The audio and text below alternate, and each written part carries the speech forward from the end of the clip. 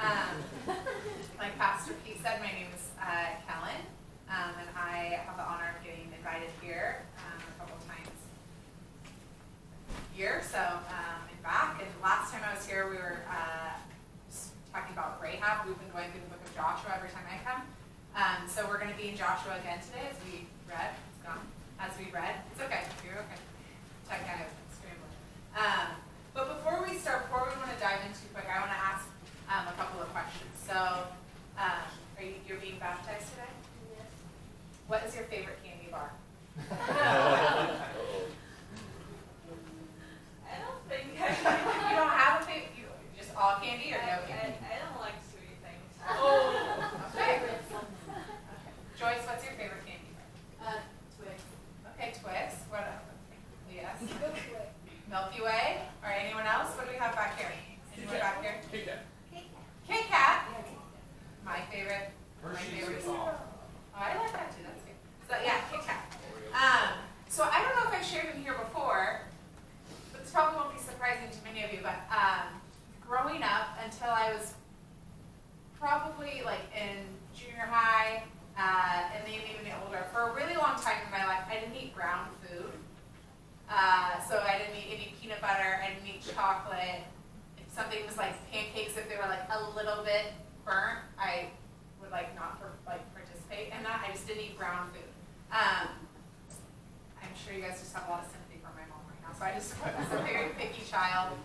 Being a mom myself right now, I feel bad for my mom. My kids would probably starve if they were that picky. But I didn't eat brown food until I slowly started dipping my toes in that. And one of the things that I first tried, obviously, was going to be chocolate. If your choices are burnt pancake or chocolate, you're going to go with chocolate. So I decided I wanted to try chocolate, and that quickly evolved into, oh, I love Kit Kats. These are really good. People should be really talking about Kit Kats more. So one day, after school, I'm in 4th grade, so this is like very early on in my brown food journey. So one day in 4th grade, I was in like the big kid area. When you're in 4th grade, high schoolers are like gods. Like I was like, oh, what are those giant people? I'm like, they're so cool and like they must know everything. I just thought like they were like cooler than adults because they were still kids and they like did fun things, whereas adults did not do fun things. But when I was little, the high schoolers were like the coolest thing. So, and the high schoolers were doing this fundraiser where after school they would like sell candy or chips or kind of whatever just to raise funds for their sports teams. So one day I'm like over there and I'm like, oh, the high schoolers, and then they are selling Kit Kats, and I'm like, like high schoolers and Kit Kats, like this must be heaven. But I'm like, I don't know if I have any money, so I look at my backpack, and you know like the little like pencil pouch area of your backpack, the front pouch. I'm like, oh, I have money. So I buy a Kit Kat. I'm like, oh, this is delicious. And then the next day I go back, I'm like, I got more money. And this went on for a couple of weeks. And you may be thinking to yourself, what is this 4th grader doing with weeks worth of Kit Kat money? And that would be an excellent question. You see, I played club soccer, so my mom paid to have me on this team, and it was a big deal. And we were raising money for tournament fees, so every player had to sell raffle tickets. I already see some people are like, oh no. So I would go to school with my raffle tickets, and I would ask like the teachers or their administrators, or like if my friends' parents, if I was like close to them, I would ask them, hey, you want to buy a raffle ticket? They would give me their money, and I would put it in the front pouch of my backpack. And then I was supposed to give it to either my mom or the team manager. Well, the first day I go to get a Kit Kat, I'm like, oh, I have this money. I can use some of this money, and then I'll just pay it back, and then it won't be a big deal, and I just need this Kit Kat obviously really bad right now. It's not going to be a big deal. But then no one noticed that I had bought the Kit Kat money, and no one was asking me for the money. So I just kept buying Kit Kats, guys. For weeks, I'm using this money to eat Kit Kats, and no one is dying. No one. Everything's okay. No, I'm not dying. My soccer team's fine. The teachers aren't asking. They're not asking if they won the raffle. I'm going to keep buying Kit Kats. I'm like, this is a brilliant idea. And I was like, no one is being hurt by this. This is like a perfect solution. I thought, I was like, people should do this all the time.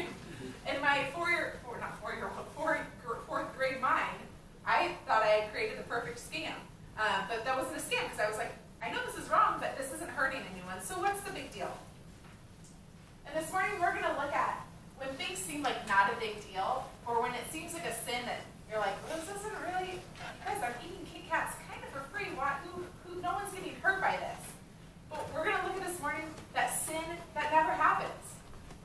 That's never the case when it comes to sin. No one ever just gets off scot-free. Someone is always going to pay the price for our sin. Ourselves, someone else, our family, our country, our friends, whoever is in our community, someone is going to pay for that sin. And that's what we learned about this morning. So let's pray before we dive in. Father God, we dedicate this morning to you. We give you this time. Lord, I pray that you would be here and that you would help us focus, that we would toss out any distractions, that we could be here this morning. And just know that whatever you have for us, Lord, that we're open to that, Lord. We desire for your words to be spoken here. We desire your will this morning, and we want nothing to impede that. We want nothing to prevent you from receiving all of the glory this morning. We love you, Lord, and it's in your Son's precious and holy name and the power of your Spirit that we pray. Amen. Amen. So, like I said, we've been in Joshua. So we're going to continue in Joshua. We're in Joshua 7. If you guys don't know where that is, very beginning of the Bible, kind of in the front portion. Maybe sixth book of the Bible? Sure. So we're in chapter 7, so pull it up on your phone. Well, if you have a real Bible, open that up. We're going to be in Joshua 7.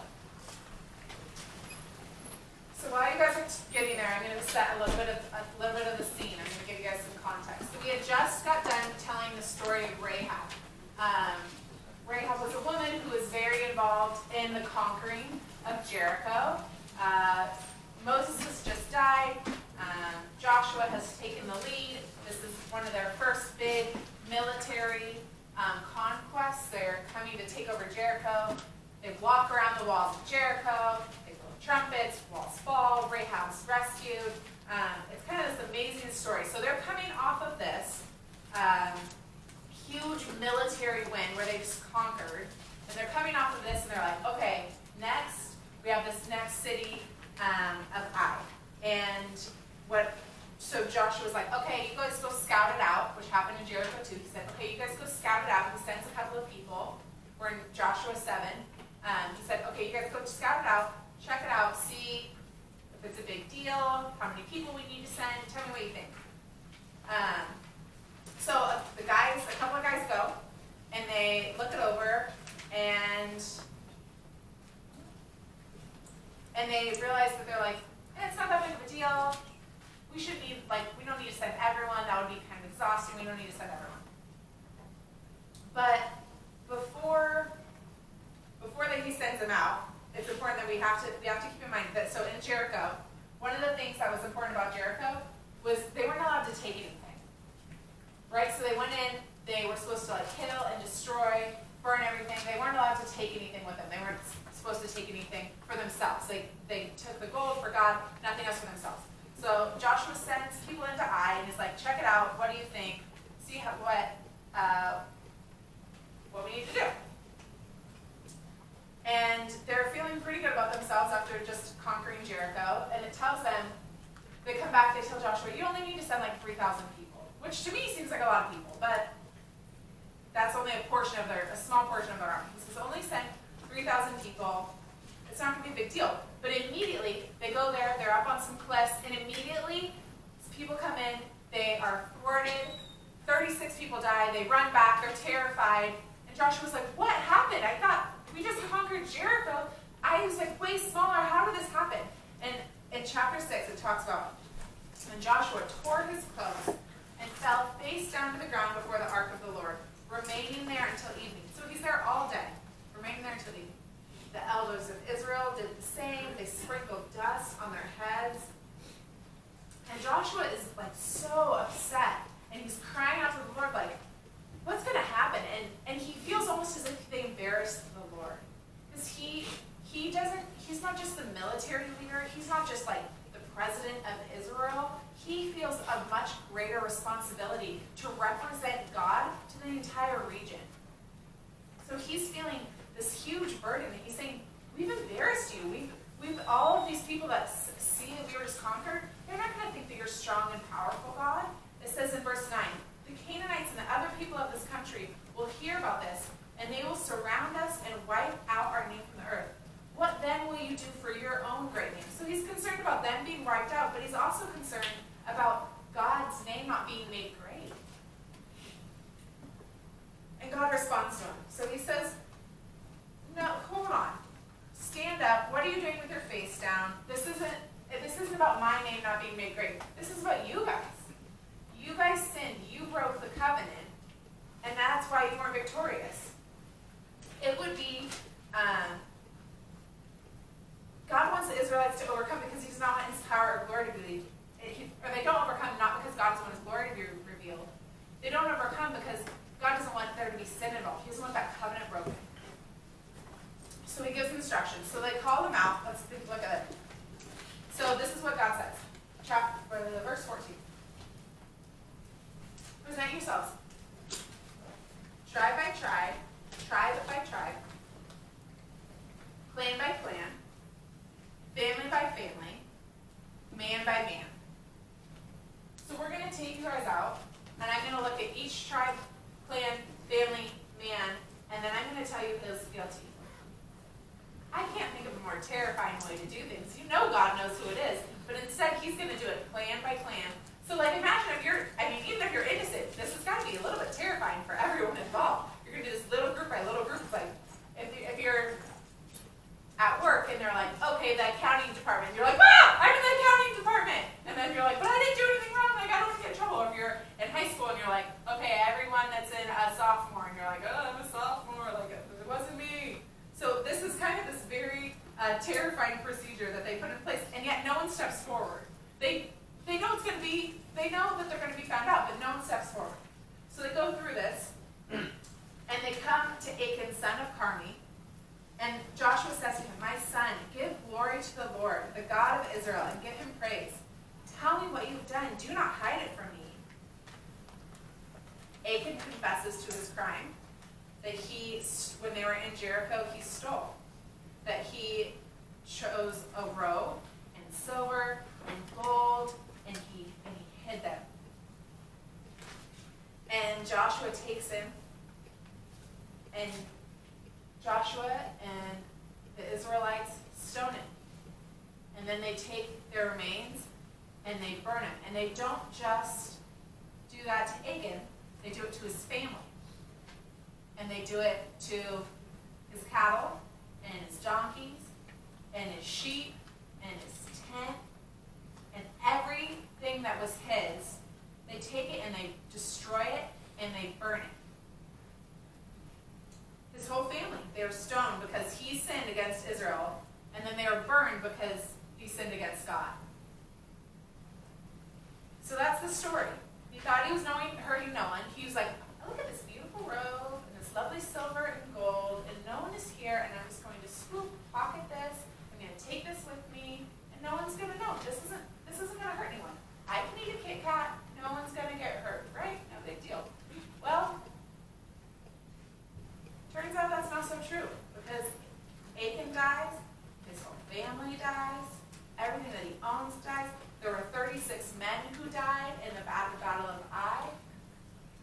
Joshua is impacted. So we're going to look at all of these different people who are impacted by Achan's decision, and we're going to start at the end and work our way back. So we're going to start first with his family.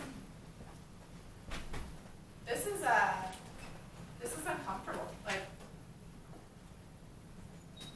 when I read this passage, I was in a couples Bible study, so my husband and a couple other couples, we were studying this, and not one person was like, I feel good about this. Like, this seems, okay, yeah, like, I'm excited that this happened. This is uncomfortable. Like, Achan made a decision, and then his whole family and everything that even is remotely connected to him has to die. That feels uncomfortable. It's so easy for us to say, I don't think that's fair. Shouldn't everyone be held, like his daughter didn't do that, or his son, like they didn't steal, so like they should be okay. When I was here just a couple of weeks ago, we talked about Rahab.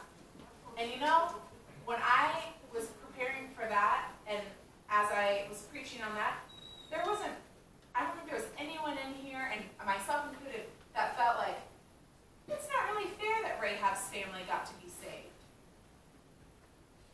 Because Rahab was one person. She made a decision to follow the Lord, to proclaim the Lord, to have her family be saved. Her faith saved everyone. Achan's faith, or lack of faith, destroyed everyone. And this is why I am glad I'm not in charge, because these are the same thing. One person making a decision, and it impacts their whole family. And in one, we're like, that's not fair. And in other, we're like, I feel okay with that. I'm glad that Rahab's family is okay. We're fickle. I'm a fickle person. When I'm like, okay, yeah, I like that one. Everything's good. Oh, no, I don't like that one. I'm thankful that God isn't like that. That God isn't fickle, that he is consistent in his own way. Maybe not always to my understanding, but in my mind, I'm like, no, not fair. That's not how that works. But I didn't feel that way about Rahab, and it's the same. We're fine when the effect of one person's actions are positive, but we don't get to play referee. God is not looking for us to decide whether he's playing by our rules. God is just looking for our obedience. So Achan's choice to disobey and break the covenant resulted in the death of his family. But God was very clear that taking the devoted things would result in destruction. If we go back to when they're in Jericho, we read this in chapter 6:18. It says, but keep away from the devoted things, so that you will not bring about your own destruction by taking any of them. Otherwise, you'll make the camp of Israel liable to destruction and bring trouble on it.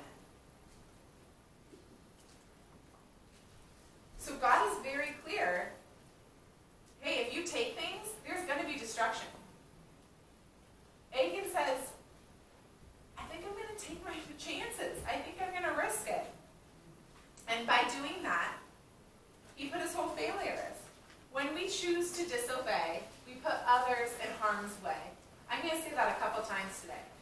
When we choose to disobey, we put others in harm's way. It's not just about us. We live in community, both in this church, in families, in friendships, in our neighborhoods. When we choose to disobey, we put others in harm's way. It's no longer just about that. I feel that weight so much more now that I'm a mom. I feel so responsible for my children. And if I choose to drive like a lunatic on the freeway, it's my kids that are probably going to get hurt the worst. They're little tiny people in my car. They don't get to say, like, hey mom, could you like chill out at 65 miles an hour? Like you're driving crazy. My kids don't get a choice in that. When I choose to disobey, my kids are so susceptible. They're so vulnerable to the consequences of my actions. If my husband and I don't work on our relationship, the people that it's going to impact the most are probably my children. When I think about my neighborhood, if I want to bring all sorts of trouble into my neighborhood, I used to live in a place where there were some interesting characters, and they were bringing some business associates that I didn't particularly want in my neighborhood. So when they were choosing to disobey the law, they were putting me and my family in harm's way. And we see that even from big things, like having business associates in your neighborhood, to little things like driving recklessly, to not being honest in different situations, like in a school setting. There's so many different ways that when we choose to disobey, it doesn't just impact us, it impacts everyone. The next person that we see harmed by Achan's disobedience is Joshua. So Joshua thankfully didn't get stoned and burned, but he was impacted by Achan's decision. He questioned God because of it. Because our faith, our relationship with God doesn't exist in a vacuum. Do you know what I mean when I say that? It doesn't exist just all on its own. We're not isolated. My relationship with God is my relationship with God, but that's not to say it doesn't impact other people. How I live out my faith, the choices that I make, the impact on other people's lives, including the relationship I have. I have a friend, so I'm going to tell you guys a little bit of the story. And I changed the names because I changed the names. So Jessica and Matt. So Jessica they both grew up in the she was younger, so she was still going to church, and she wanted to be a Christian. She was a Christian. She wanted to live a Christian life. She loved Matt. And Matt grew up in the church, but didn't really want to live a Christian lifestyle. And he liked to go out and kind of party and smoke pot, and he just wanted to do whatever he wanted to do. And Jessica was like, but I love him. So Jessica decided that she was like, I can serve two masters. I can do this. I can love the Lord and love Matt. This isn't going to be a problem. So she's attempting to serve in the children's program and be like the Christian that her family thinks that she's supposed to be, and drink with Matt and party with Matt and spend the night with Matt. So she's like, I can love him and where he's at, because I don't want him to feel bad, so I'm just going to love him right where he's at, because that's what I'm supposed to do. And I'm going to be the person that I'm supposed to be when I'm with my family and that I want everyone to think I am. Well, she wanted to get married. So she's like, okay, Matt, it's time for you to want to marry me. And he's like, I don't, why? Let's just keep doing what we're doing. This is working out really well for me. She's trying to serve these two masters, and Matt's like, I don't want to serve two masters. I'm good. I don't have to do anything. Why would I want to go to church that's going to tell me about these things that are wrong when I can just be here, continue to do what I'm right? Jessica was trying to convert him, but she had lost all of her witness. She had lost all of her ability to witness to him because he was like, you don't believe that stuff that your family wants you to believe. You're not actually doing that stuff. It's just what you think you're supposed to be doing. It's not true for you.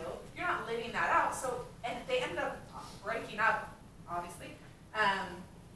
But Jessica had lost all of her ability to witness to Matt because she was not being faithful to her faith, to her convictions, to what she thought was true.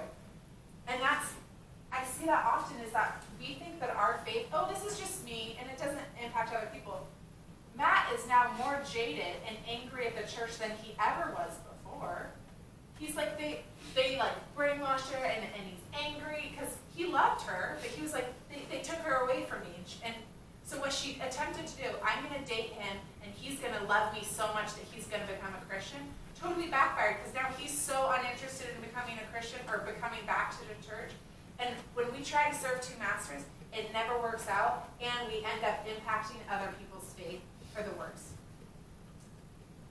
Achan's decision to disobey impacted Joshua because Joshua started questioning God.